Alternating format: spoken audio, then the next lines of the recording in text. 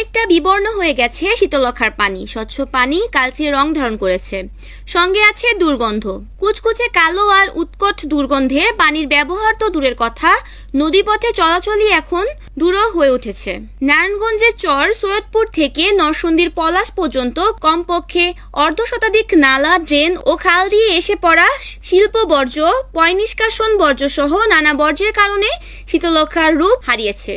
শিল্প প্রতিষ্ঠানে উৎপাদিত ডাইং, কেমিক্যাল বর্জ্য সহ পলিথিন এবং পয়ঃনিষ্কাশন সহ বর্জ্য সহ বিভিন্ন মাধ্যমে নদীতে এসে পড়ে। এছাড়া খাল, বিল, কানেল ও ড্রেনের মধ্যে ময়লা আবর্জনা এসে পড়ে এই নদীতে।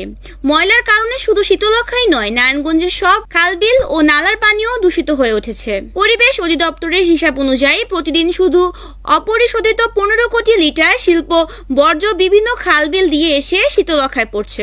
এছাড়া সিটি কর্পোরেশনের পয়ঃনিষ্কাশন ও গৃহস্থালী বর্জ্য, পলিথিন, বাজারের উচ্ছিষ্ট অংশ, হোটেল রেস্তোরাঁর বর্জ্য সহ আরো কয়েক কোটি লিটার বর্জ্য এসে মিলে শীতলক্ষায়।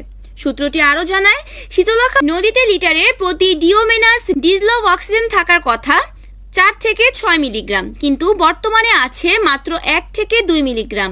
নদীর পানিতে অক্সিজেন বেশি মাত্রায় কমে যাওয়ায় মাছসহ জলজ প্রাণী টিকতে পারছে না।